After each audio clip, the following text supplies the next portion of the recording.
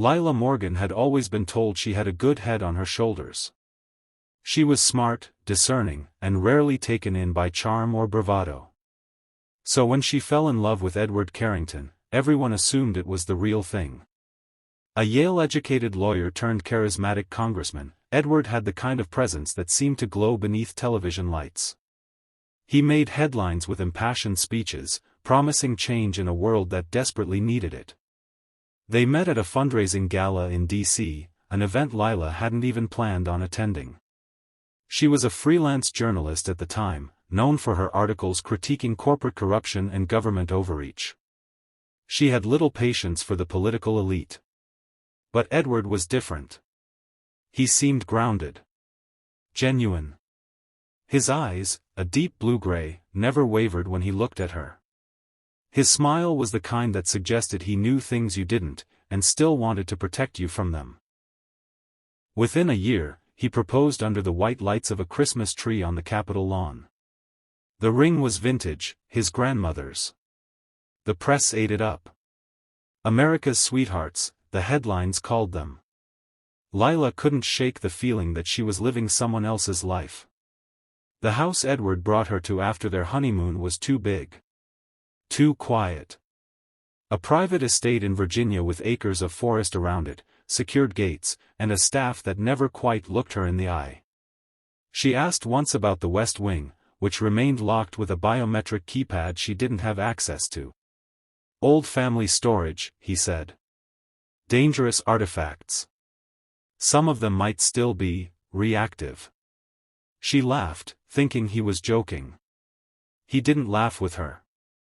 The first few months were filled with ribbon cuttings, foreign dignitaries, and fundraisers. Lila was careful, composed. She played the role of the politician's wife with practiced elegance. But Edward changed when the cameras were off. He was still affectionate, still thoughtful in his routines, but there was a stillness to him, like a statue that only moved when you weren't watching. Sometimes he wouldn't sleep. He'd sit in the library, reading from massive, leather-bound tomes with yellowed pages in languages she couldn't recognize. And sometimes she'd wake to find the sheets cold beside her, and Edward gone. She started keeping a notebook of the things she noticed. It helped her feel sane. The notepad filled quickly. February 3rd, found ashes in his shoes. Fireplace unlit. February 17th, heard whispering in the walls. Staff pretended not to hear it. March 4th, houseguest, Senator Amaze, visited. 2 days later, found his name burned into a tree trunk out back. Her obsession with the West Wing grew. It became a symbol, a line between the life she thought she had and the one she was too afraid to admit was real. One night, after Edward flew to Brussels for a climate summit, Lila decided to open it. She tricked the security keypad by lifting a fingerprint from his whiskey glass using makeup glue and a piece of plastic. It worked. The lock hissed open. The corridor smelled of damp stone and copper. The walls were lined with candles, burning, despite no one being there. She moved forward, deeper, until she reached the main chamber. It was not a storage room. It was a sanctuary. On the floor, an enormous seal had been etched, interlocking rings surrounding a many-eyed serpent. At the center of the room sat an altar carved from black volcanic rock, surrounded by a ring of bone. Above it all hung portraits, faces of men and women throughout history.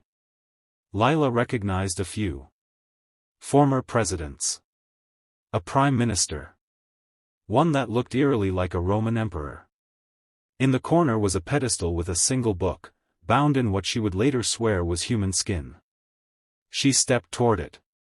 The air grew cold. The pages whispered as they moved without wind. A voice rang out, "You shouldn't be here." She turned. "Edward. You made vows, Lila," he said. "To love and honor. To keep secrets." She tried to speak, but fear choked the words. He didn't shout. He didn't threaten. He only sighed, deep and ancient. I didn't choose this, he said. It's a lineage. My blood, my duty. Our nation wasn't built on liberty, it was built on ritual. Every generation, a conduit is chosen. That conduit leads. That conduit feeds. Lila backed toward the door. Feeds what? He stepped closer. The unseen. The keepers. Gods, if you like. They are older than nations, older than belief. I feed them power. Influence. They feed me in return. Her hands trembled. What did you feed them? He pointed to the book. Names. Oaths. People who vanished, people no one misses. They are necessary exchanges. Tears fell down her cheeks. You're a monster. No, he said again, softly. I'm a politician. Edward didn't imprison her. He didn't even punish her. He offered her a choice. You've seen behind the curtain, he said. That means you either join us, or you don't survive long enough to be a threat. He gave her 3 days to decide. She tried to run. Tried to expose him. She visited her old editor, sent copies of the book's pages to investigative journalists.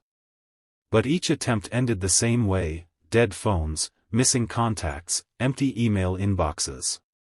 People she contacted vanished. Her editor was found drowned in her own bathtub, the water black. That was when Lila understood, Edward's reach wasn't political. It was metaphysical. The country didn't just vote for him, they were bound to him. In the end, she made the only choice that allowed her to live. She stayed. Years passed. Edward's rise was unstoppable. He became vice president. Then, president. His approval rating never dropped below 70%. The world loved him. People wept when he spoke. There were no wars during his presidency, no major economic crashes. He was peace incarnate. And Lila stood beside him. Silent. Beautiful. Devoted. But inside, she was dying. She knew what fueled the peace.